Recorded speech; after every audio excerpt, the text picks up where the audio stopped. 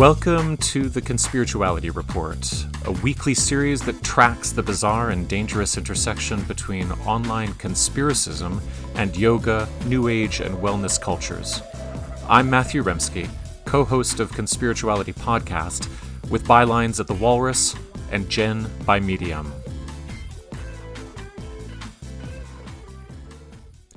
Hello, Yoganon, selfish care rituals. This is the third of 4 field guide type reports here on the Conspirituality Report. This one's about how neoliberal wellness welcomes conspirituality. In the first field guide post of this series, this report outlined how the axioms of New Age spirituality and conspiracism overlap.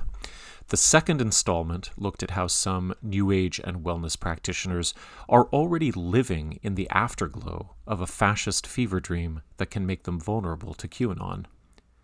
Now we can turn to features of 1980s and onwards political economy that helped transform conspiracism into a mainstream commodity and marketing tool.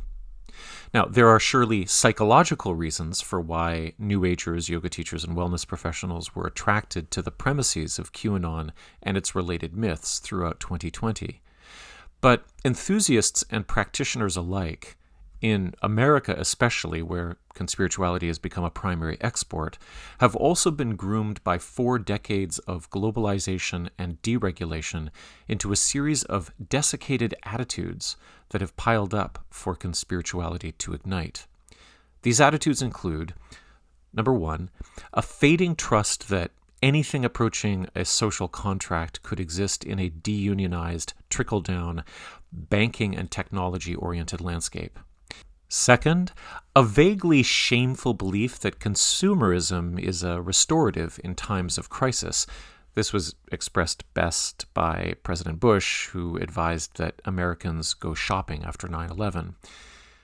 Number 3 would be a waning interest in politics. Back in 2008, I tried to organize yoga networks to phone bank for the Obama campaign, not because I thought he was a super option, but because I thought it was a pragmatic good and it should be easy to organize. I was wrong. The majority response was not only a lack of concern for politics, but the assertion that political activism was both useless and unenlightened. Fourth, a fading hope that universalized or holistic/integrated healthcare was an achievable goal. Fifth, alongside that, this growing feeling that healthcare is primarily self-care, as the hope of universalized care evaporates. Here's where we cue the rise of supplement and essential oil MLMs. And I'd just like to add that as a researcher of injury and abuse in the yoga world, I've talked with countless practitioners and teachers who turned to yoga as their primary form of healthcare, even as their practices exacerbated injury. Number 6, the rise of the service and gig economy, alienating increasing numbers of people from access to medical insurance. A surge in medical bankruptcies makes the medical insurance complex appear and feel predatory, and this exacerbates antipathy for conventional medicine in these demographics and drives people towards self-care, more personal development, and more herbal tinctures. By the way, Andrew Wakefield's fraudulent vaccine study appears in 1998.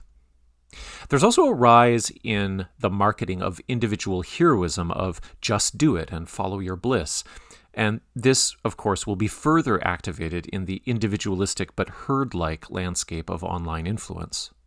The aspirational language increasingly obscures the ableism of societies that are responsibilizing citizens with their own health and ignoring the social determinants of health. That was number 7. Number 8 is a spiritualization of the gig worker as flexible, open, receptive. The absence of social safety nets is no longer seen as the failure of the state. It's now a test of character, of whether the worker can go with the flow and make their precariat existence appear not only skillful, but pleasurable. There are gendered implications here, especially for the yoga teacher, who's now the priestess of neoliberalism. Number 9 is the exhausting necessity to form a personal brand within the gig economy. As social media becomes dominant, personal branding constellates around the archetype of the singular hero or thought leader who changes the world one post or workshop at a time. But the influencer's goal is not really social change, it's disruption. Aspirational wellness content can be spiced up with disruptive transgression, and it becomes highly valued in a competitive landscape. This provides the template for the conspiritualist influencer, the solitary hero promising unique and personal salvation for body and spirit in times of crisis. So, rounding up these 9 points in a single sentence. From the 1980s onwards, yoga and wellness consumers and producers have survived and normalized a deregulated and hyper-individualistic political economy that emphasizes self-responsibility in the absence of social care and incentivizes personal branding with transgressive heroism in the gig economy.